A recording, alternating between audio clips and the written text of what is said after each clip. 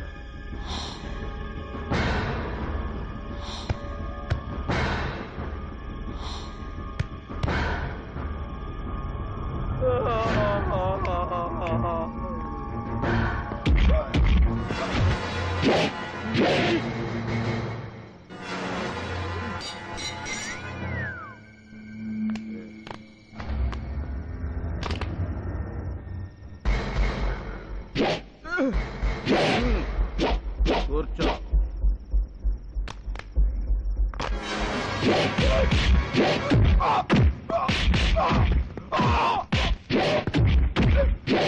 ఆ బచ్చాగాని సంపడానికి ఎంతసేపు చేస్తానంటాడు? బచ్చాగాడని కట్టాడు మొన్న ఇచ్చాడుగా గిసుక. గురుగారు వాళ్ళ పని కానిచ్చేలో మనం పని కానిద్దామా?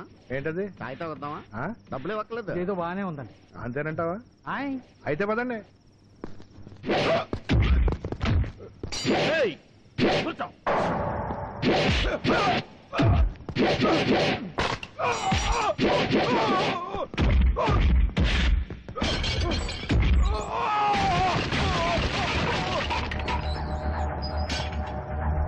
నిన్ను కూర్చోమని చెప్పానా?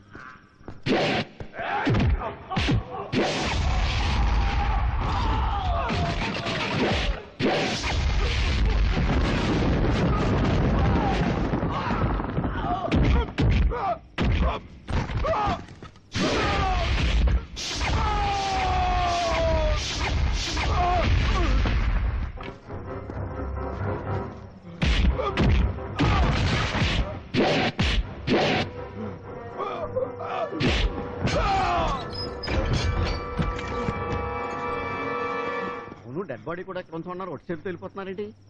పైగా కుట్టుకుర్రాలాగా పరుగులేంటి? బయట గొళ్ళం కూడా పెట్టారు. ఏంట్రా లోపల ఉన్నాడు. ఎవరు? మన మొగుడు. లే అయిపోయావు. వాళ్ళతో మన పేపర్ క్లాస్. ఈ లోపలికి ఎప్పుడు వెళ్ళాడు? ఏమో మన టీ తాగడానికి వెళ్ళినప్పుడు వెళ్ళాడేమో. మిమ్మల్నే లోపలికి రండి.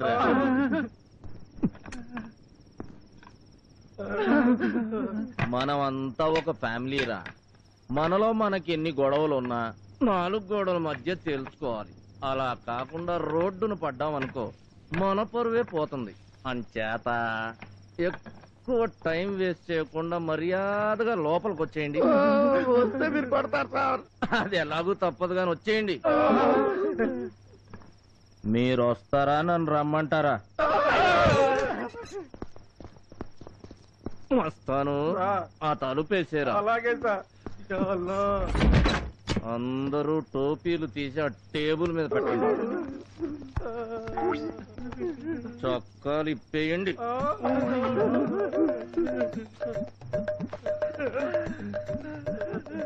బెల్టులు కూడా తీయండి.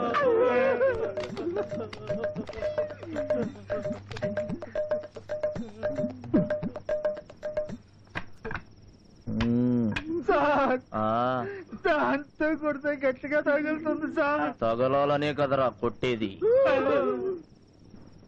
ఏరా ఎస్ఐ, రోజు నీ పెళ్ళాన్ని ఎవడ పక్కలో కన్నా పంపే డ్యూటీకి వస్తున్నావా? సార్ ఏ పౌరుషం పొడుచుకొచ్చిందా? ఈ పౌరుషం సిన్సియారిటీ డ్యూటీలో చూపించరా దొంగ నా కొడక. రై, నీలాంటి లుత్యాలు డిపార్ట్మెంట్ లో ఉండబట్టేనా పోలీసుల్ని పసుపు నీళ్లు జల్లి గౌరవించాల్సిన జనం పేడ నీళ్లు కొట్టి చీ కొడుతున్నారు. సిగ్గుపడాలిరా.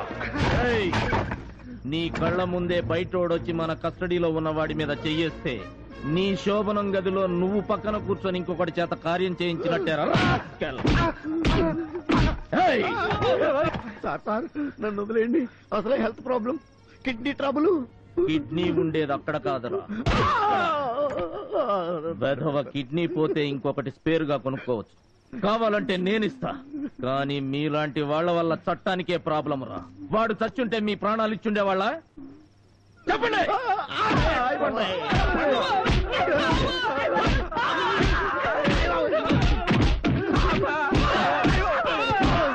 తమాషా తమాషా చూస్తున్నావు.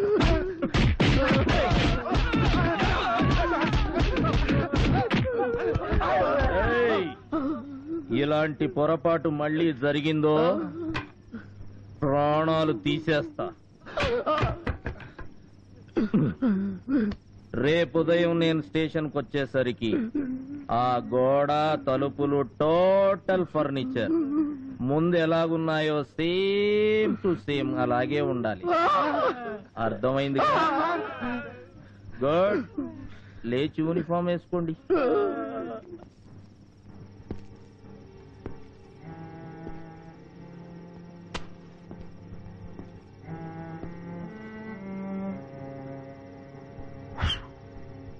ఏంటి బుజ్జి అలా చూస్తున్నావు? నేను నిన్ను కాపాడింది నీ మీద ప్రేమతో కాదు, నా డ్యూటీ. ఒకవేళ రేపు గుడిలో ఆ అమ్మాయి ఏమైనా తేడాగా చెప్పింది అనుకో, నా స్వామి రంగా నీకు కూడా same to same treatment. All the best. ఇక బొజ్జో.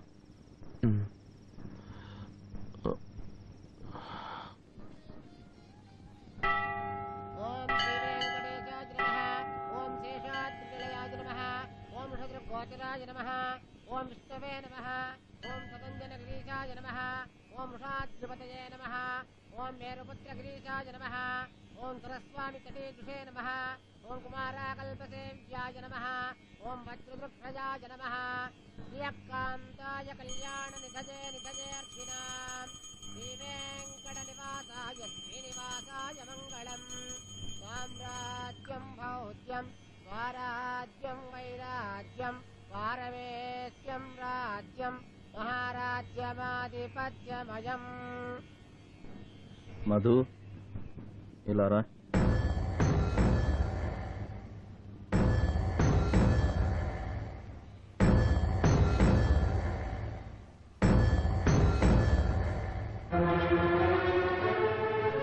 చూడు, ఇది పవిత్రమైన గుడి.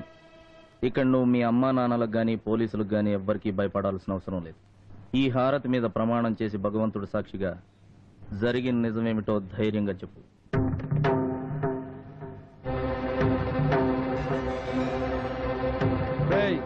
రేపు నా కూతురు వాడితో సంబంధాన్ని నీళ్ళు వదిలేదాకా దీన్ని హాస్పిటల్కి తీసుకెళ్లడం కాదు కదా, పచ్చి మంచినీళ్ళు కూడా ఇవ్వడానికి వీల్లేదు. అర్థమైందా? ఎప్పుడైనా జరగనివ్వను. నాకు చెప్పమన్నట్టు చెప్తానమ్మా.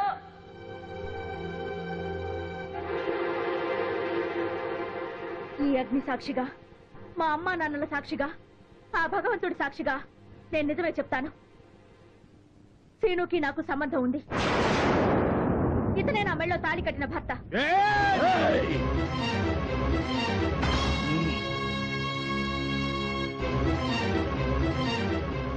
నువ్వు చెప్పు. మేమిద్దరం మనస్ఫూర్తిగా ప్రేమించుకున్నది నిజం. మా వాడిని చంపేస్తామంటే పారిపోయి అగ్ని సాక్షిగా పెళ్లి చేసుకున్నది నిజం. మమ్మల్ని పశువుల్లాగా విడదీసి నాకు వేరే పెళ్లి చేయడానికి ప్రయత్నం చేసింది నిజం. సీను పేరుని నా చేతి మీద పచ్చబట్టు పొడిపించుకుంటే దాన్ని మా బాబాయిలు కసాయి వాళ్ళలాగా కత్తితో కోసి చేర్పింది నిజం. చూడండి, సీను నా మెళ్ళో కట్టిన తాడిని బలవంతంగా వీడు తెప్పితే పట్ట మచ్చ చూడండి.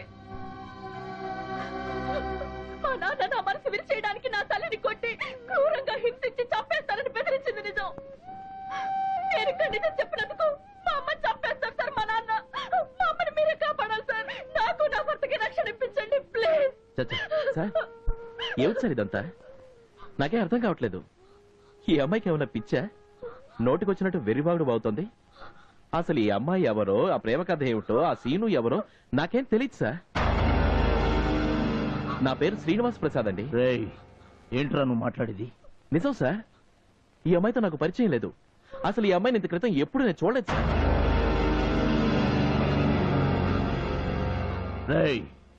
ఇది గుడిరా. తెలుసు సార్, ఇది గుడని తెలుసు, ఆ విగ్రహం దేవుడని తెలుసు, మీరు సిఐ గారని తెలుసు, కానీ ఈ అమ్మాయి మాత్రం తెలీదు. మరి మీ తాతయ్య నువ్వు ఈ అమ్మాయిని ప్రేమించావని లేపుకెళ్లి పెళ్లి కూడా చేసుకున్నావని చెప్పాడు. అయితే వెళ్ళి మా తాతగారిని అడగండి సార్. ఎందుకు చెప్పాడో, అలా ఎవరు చెప్పమన్నారో వెళ్ళి ఆయన కనుక. తాతయ్యకి నాకు ఏ సంబంధం లేదు, ఈ కేసుకి నాకు ఏ సంబంధం లేదు, ఆ అమ్మాయికి నాకు ఏ సంబంధం లేదు. దయచేసి నన్ను వదిలేయండి. ఇలాంటి గొడవల్లో నన్ను ఇరికించకండి. మీకు దండం పెడతాను.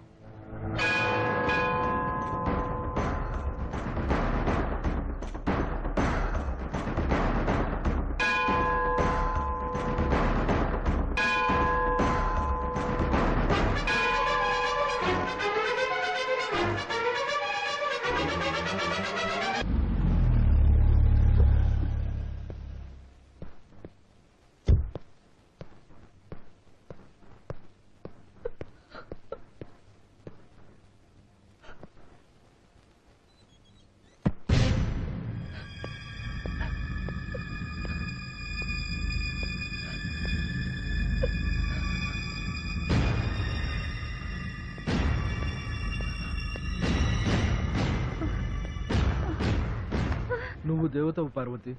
పూజించాల్సిన నిన్ను గొడ్డును బాదినట్టు బాధాను. నీ పట్ల రాక్షసుడిలా ప్రవర్తించాను. ఈ నీచుని క్షమించు పార్వతి, క్షమించు. అవి మాట్లాడండి. అవును పార్వతి, కూతురు కాలేజ్ అని వంక పెట్టుకుని వాడు ఎవరితోనో తిరుగుతుంటే ప్రేమంటూ చివరికి లేచిపోయేదాకొస్తే అది నువ్వు తప్పించిన క్రమశిక్షణ అనుకుని నిన్ను కొట్టాను.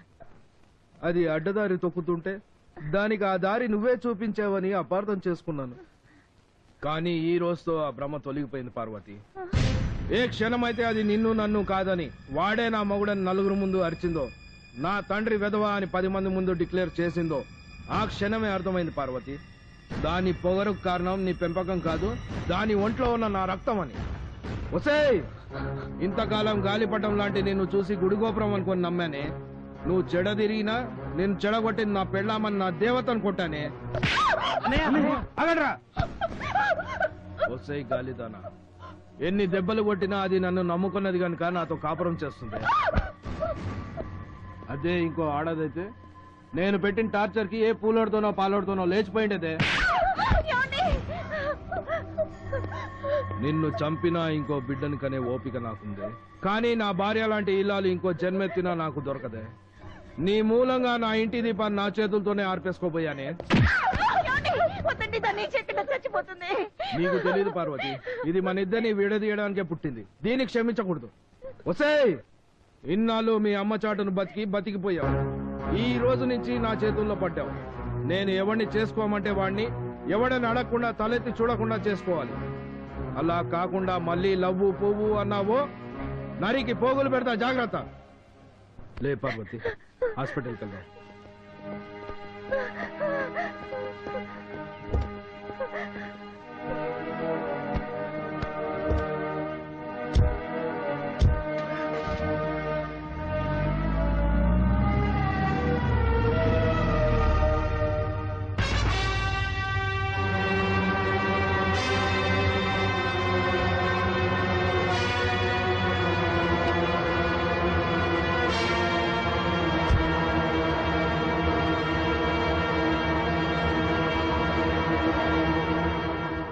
గుళ్ళో సిఐ గారి ముందు మీరు చెప్పమన్నట్టే చెప్పాను.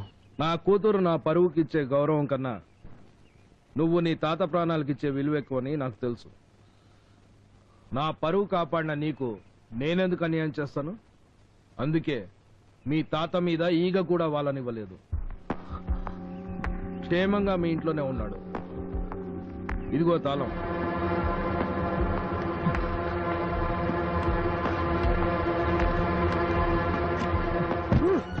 తాతయ్య, తాతయ్య, తాతయ్య, నీకేం కాలేదుగా? నా సంగతి తర్వాత ముందు అక్కడ ఏం జరిగిందో చెప్పు. నా కొడుకులు నిన్ను మళ్ళీ మోసం చేశారు కదా, ఇంకా ఇన్స్పెక్టర్ గారిని వదలకూడదు. వెంటనే కమిషనర్ దగ్గరికి వెళ్ళి వాళ్ళ మీద కంప్లైంట్ చేసి మధును తెచ్చుకుందాం. రారా.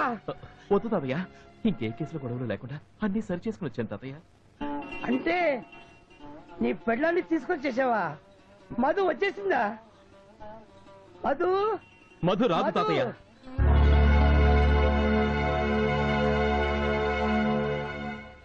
మధు రాదా?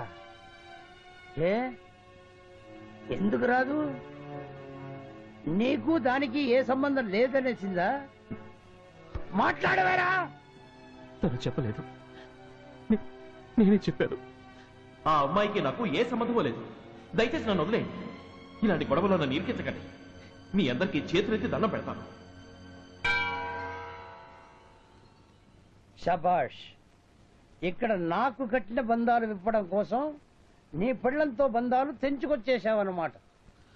పాడెక్కడానికి సిద్ధంగా ఉన్న ఈ ముసలాడు కోసం జీవితాంతం తోడుంటానన్న ఆడదాన్ని వదిలించుకొచ్చేసావన్నమాట. బాగుందిరా, చాలా బాగుంది. ఒరే సన్నాసి, నేను చస్తేనే అది నీదేనంటే నేను అప్పుడే చచ్చేవాటి కదరా. కానీ ఇప్పుడు నా మనోడు పెళ్ళాన్ని కూడా తెచ్చుకోలేని, సేవ చేసిన భగతరం లేని వెదవాని కుమిలి కుమిలి సిగ్గుతో సావాలరా. అందరి ముందు నోరిపితే తన తల్లిని చంపుతానని బెదిరించిన ధైర్యంగా అమ్మాయి నిజం చెప్తే నువ్వు మాత్రం సిగ్గు లేకుండా అడ్డగాడిదలా అడ్డంగా తల ఆడించి నిజాన్ని అబద్ధం చేసే సాగరా చెమట. నువ్వే ప్రేమికుడివిరా. అవును, నేను ప్రేమికుడిని కాను. నాకే ప్రేమలు పెళ్లిళ్ళు బొత్తు. అవును తాతయ్య, నేను లేకపోతే మధుకి దూరం అయ్యేది నా ప్రేమ ఒక్కటే. తనకు ఆ ప్రేమను పంచివ్వడానికి అమ్మ, నాన్న, పిన్నిలు, బాబాయిలు, తమ్ముళ్ళు, చెల్లెళ్ళు అందరూ ఉన్నారు. కానీ నాకు నువ్వు దూరం అయిపోతే ఎవరున్నారు తాతయ్య? ఆ అమ్మాయి కాకపోతే నువ్వు చూపించే వేరే ఏ అమ్మాయితోనైనా నా ప్రేమను పంచుకోగలదు. కానీ నువ్వు పంచిన ప్రేమ కోసం ఎవరి పంచిన చేర తాతయ్య? ప్రేమించిన మనిషి కోసం తాజ్మహల్ కట్టిన వాళ్ళ గురించి చదివానురా. ప్రేమ కోసం తల్లిదండ్రుల్ని ఎదిరించి చివరికి చచ్చిపోయిన వాళ్ళ కథలు కూడా నీ చేత చదివించాను. కానీ రే, ఓ ముసలాడి కోసం ప్రాణం కన్నా మిన్నగా ప్రేమించిన అమ్మాయి ప్రేమని మొలతాడు తెంచినట్టు తెంచి పారేసిన నువ్వు మామూలు మనిషి కాదురా. ఇన్నాళ్ళు నీ తల్లిదండ్రులతో పాటే మన ఐశ్వర్యాలు పోయాయే అని బాధపడ్డారురా. లేదు, నా భోగాలేం పోలేదు. నా ఆస్తి, అంతస్తు, ఐశ్వర్యం, నా ప్రాణం అన్ని నువ్వేరా, నువ్వే.